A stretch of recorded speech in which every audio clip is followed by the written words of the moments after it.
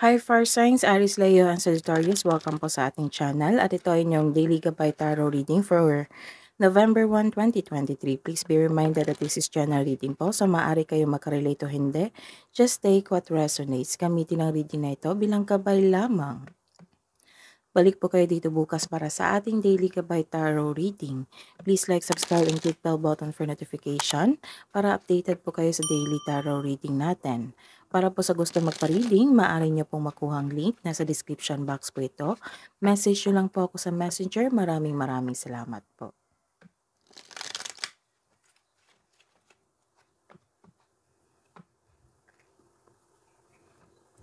Spirits Guides, ano po ang ganap today para kay Aris, Leo, and Sagittarius ngayong November 1, 2023?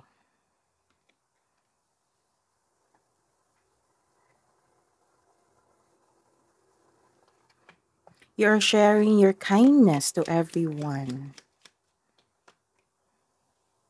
Some of you, dadaan sa isang obstacle or challenges sa inyong buhay ngayon, or may inaantay kayong bagay, tao, magkaroon po ng delay.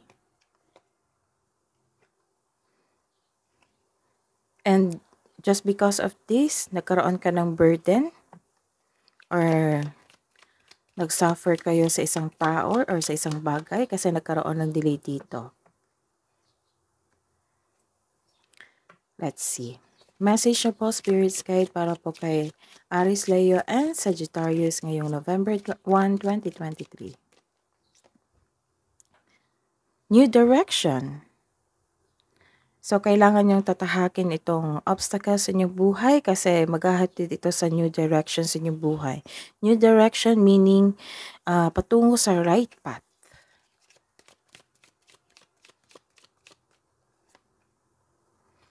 Observe limitations. Let's see your energy. Spirits Guys, energy po ni Aris, Leo, and Sagittarius ngayong November 1, 2023. Clarification po of this reverse card.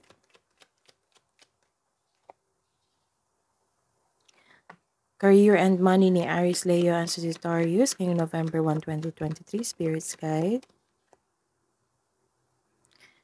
Clarification of this reverse card. Love advice po, love and romance, self-love, partnership, and romance ni Aris, Leo, and Sagittarius ngayong November 1, 2023. Spirits Guide.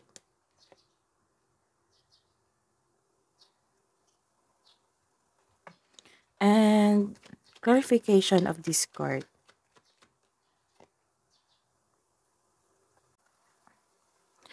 By the way, Fire Signs, naka-upload na po sa channel natin. Scroll down nyo lang po.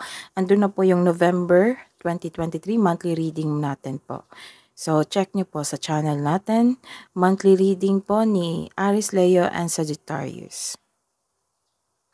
This is a reverse card. You are pushing the situation or your project to have an early result. Naging aggressive po kayo sa araw na ito. Mag-ingat sa taong masakit kung magsalita. Some of you, hindi mo alam kung kailan susugod o atras sa isang hamon. Nagkaroon ng hindi pagpaplano, naging reckless ka, naging careless. Wala kang self-confidence ngayon. Kakulangan ng tapang, may takot rin na matalo. Mas nanaig ang weakness. Mag-iingat sa taong in denial, insecure, paranoid, at kulang sa pasensya. So, don't worry. Nagkaroon siguro kayo ng pasensya, kulang sa pasensya kasi nagkaroon ng delay, bigla ang pangyayari, delay. Nagkaroon ng delay sa inaantay nyo ng pera, sa isang bagay, or sa isang tao. This is balance, nagkaroon ng balanse. You are divinely guided, don't worry. Maaring nagbigay ito ng sign sa pamamagitan ng isang tao o kaibigan na maaring makatulong sa struggle mo ngayon. This is the confirmation of your struggle and struggle here. Nang nagkaroon ka ng struggle, nag-suffer po kayo kasi nagkaroon ka ng impatience. So at the end of the day, na-realize nyo po na magkaroon ng solusyon or na-accept nyo po ang isang bagay na nagkaroon ng delay or challenges sa inyong buhay ngayon. Don't worry kasi you are divinely guided. Maaaring nagbigay ito ng sign sa pamamagitan ng isang tao o kaibigan na maaaring makatulong sa struggle mo ngayon. Kaya, kailangan ng mahabang pasensya.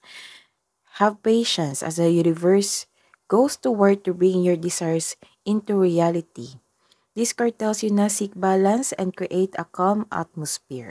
This is a reverse card. Nagkaroon ng loss of faith, disconnection from source, disappointment, self-doubt.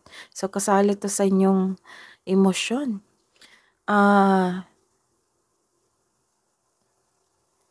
You have a lack of confidence. Madali kang mag-give up para sana tapusin yung ginawa mong proyekto. Nagkaroon din ng blockages dahil sa kawalan ng tiwala sa sarili kasi naging impatience kayo. Nagkaroon ng burden and sufferings dito dahil sa mga pangyayaring ito na nagkaroon ng delay. Inspiration is on the way. Don't worry. This card tells you inspiration is on the way, so don't give up. Your body and soul will heal, but that healing will take time. The advice is, be inspired. Dreams do come true. This is a reverse card again. Nagkaroon ng breaking with tradition. Ano kaya ito? This card tells you na may challenge kayo ngayon. Challenge and challenge. May challenge kayo ngayon sa inyong katrabaho, sa kumpanya, sa negosyo, or sa kapamilya mo, or kasamahan sa bahay. May challenge kayo ngayon. Feeling mo, kinokontrol ka rin yung magulang, na inyong boss, kasamahan sa bahay, para hindi masunod ang inyong plano sa buhay. May nakikita rin akong conflicts over property dito. May takot ka rin na mag-level up, ayaw mo lumabas sa comfort zone. May ilan din nag-take advantage sa inyo. Mag-ingat sa taong mapanlinlang at pagnanakaw. Sa ingatan ng inyong kaperahan. Sa buhay pag-ibig, this card warns you that you have an unhealthy or toxic relationship. Maaring naging lust over love o nagkaroon ng controlling partner. So check nyo po.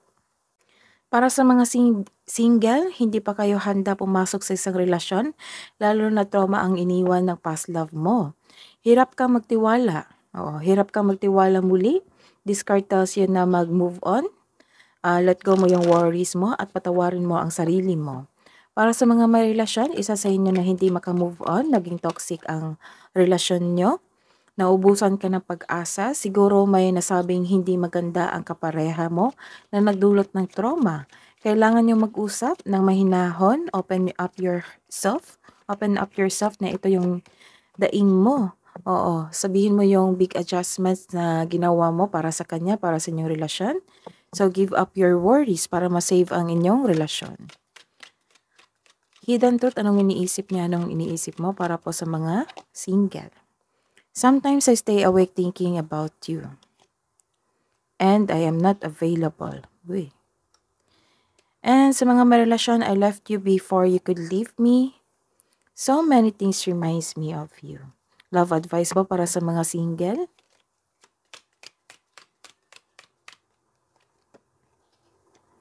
Surround yourself with your friends and family.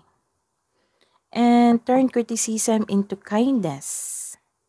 Kindness and kindness. Maaring may nagkaroon kasi ng hindi pagkakasundo dito eh. It might be your boss, amo, leader sa inyong grupo, kasamahan sa trabaho, or kasamahan sa bahay.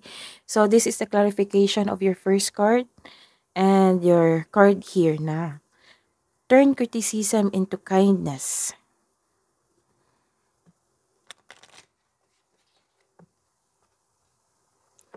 Love advice po para sa mga couple natin na Aries, Leo, and Sagittarius. Trust. You need to have trust in a relationship in order for it to flourish. And this is the clarification of your cards here na nagsuffer kayo, nagkaroon ka ng burden and challenges and obstacles. So obstacles, look for ways around the obstacles to find happiness.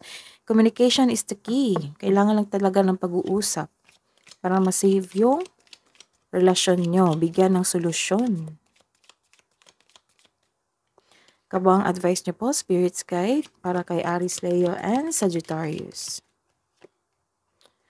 Endings and beginnings.